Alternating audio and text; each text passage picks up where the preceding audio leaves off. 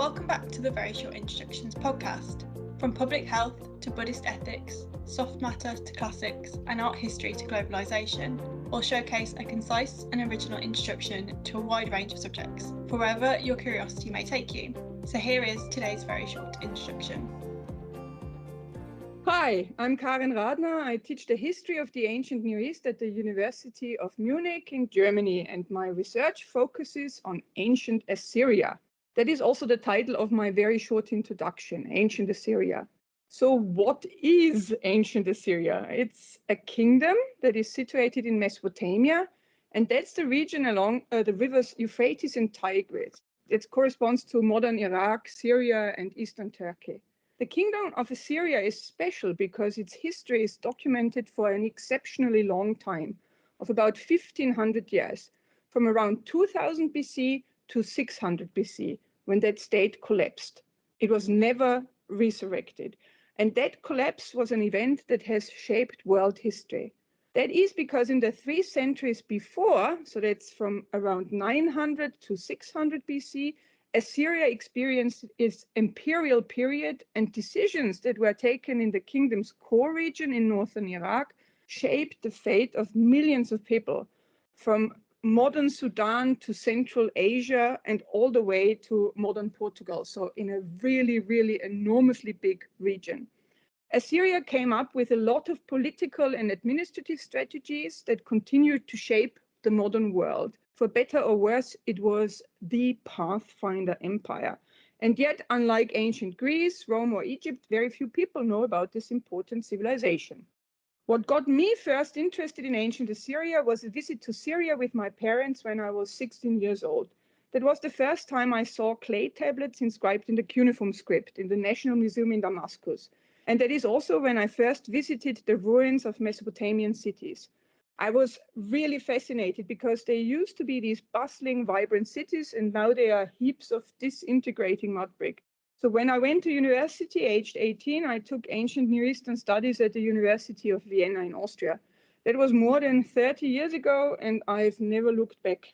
So what do I think people should know about ancient Assyria? To me, the most important thing is an awareness that ancient Assyria existed in the first place, and that for a time of about 300 years, it was the most important state on earth. The second thing to know is that we have a huge wealth of information about Assyrian culture, which is at once quite familiar and then also very strange. So just to give you a few examples, I might share the Assyrian taste for a home with good plumbing and an indoor toilet, but I don't insist on having an underground burial chamber that is accessible from my living room. We all value consumer protection and extended warranties, but I don't purchase people and then demand to return them to the seller if they turn out to have a chronic health issue within 100 days of living in my household. I certainly very often use an umbrella because I live in a very rainy city. But when I do that, I'm not committing high treason, whereas in Assyria, an umbrella was exclusively reserved for royalty and no one else could use them.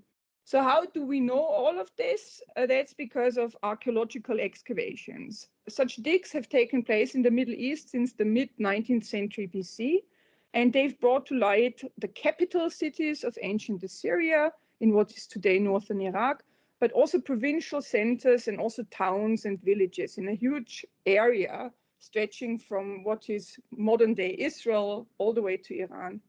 In these palaces and temples and also private houses that have been excavated, lots and lots of clay tablets have been found in archives and libraries. And these clay tablets, they constitute the textual sources for our reconstruction of Assyrian history.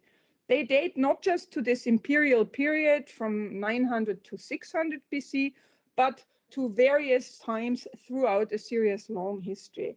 These texts include legal documents, prayers and rituals, royal inscriptions, work of literature and scholarly texts, and a lot of letters, both private and state correspondence.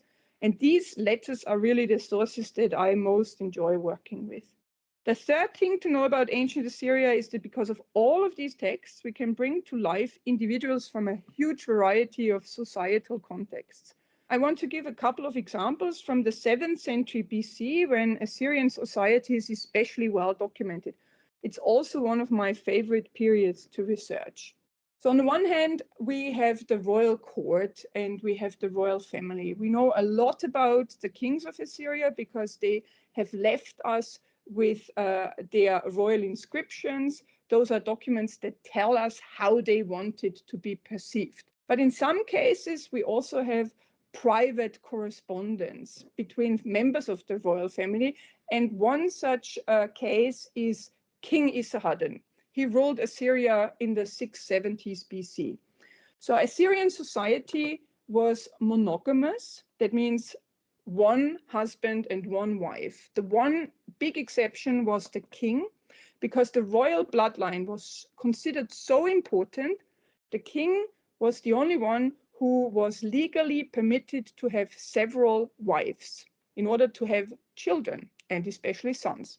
Now, Esarhaddon did not conform to this rule, and he only had one wife, and all his children were also his wife's children. When she died, apparently in childbirth, he was heartbroken and refused to marry again. And that was a constitutional, if you will, problem, because the Assyrian queen has an official role within the state. So instead of marrying again, he then had the role filled in other ways. So on the one hand, his mother stepped in, and on the other hand, his eldest daughter fulfilled this role in part. And both his mother and his daughter are very interesting and complicated personalities. And just to give you an example, there's one letter where the royal princess scolds her sister-in-law, the wife of her brother Ashurbanipal, who would go on to become the next king of Assyria. And she says that her sister-in-law really should pull her weight when it comes to school. She should really take her studies more seriously. She was basically a disgrace to herself, to her, the daughter of Esarhaddon. So you can imagine that the family situation can't have been entirely happy in such circumstances, and that would have had repercussions throughout court as well. We also know a lot about people that are very far removed from the royal court, that people that would not have met the royal family in person, but who nevertheless oriented themselves and modeled their tastes on the heart of the empire. One such example are the people in Assur, and I want to focus especially on the wine merchants and their investors. So wine drinking was very much something that people in Assyria who could afford it enjoyed. Now, northern Iraq is not really a wine growing area, and so therefore the wine had to be imported. At that time, there were a couple of really good wine regions within the provincial system of Assyria, and the Assyrians came up with the notion of terroir. That is that wine is intimately linked to the region where it's grown, like Bordeaux. So they came up with this notion, and to them the best wines came from two regions. On the one hand, Hebron in what is today Israel, and on the other hand, Isala, which is the border region between Turkey and Syria. And the people in the city of Assur, they imported wine from Isala. And they did that through a subscription system. So there were these merchants who organized this, and they organized caravans into the wine growing region and then have the wine brought back. And people could subscribe to this. And what is quite interesting is that a lot of women do this, and they clearly want to make sure that they have the wine they want to enjoy themselves, and therefore invest their disposable income into that. One section of society that I enjoy investigating are the scholars of ancient Assyria. The best job you could have as a scholar was in the entourage of the king as one of his advisors. The king needed the scholars to help him steer the country, and especially drew on their expertise in order to make decisions. So like we today, in order to make decisions for the future, all sorts of things were monitored: economy, the weather, water levels of the rivers, but also the stars. So astrology was considered very, very important. In the 7th century, Assyrian society, as I said, is very, very diverse. That's because this is after the big conquests of Assyria, and certain regions with a very, very strong scholarly tradition had come under the influence of the Assyrian king. And therefore, the Assyrian king no longer just drew on experts from Assyria, but also included scholars from Babylon and from Egypt into his entourage.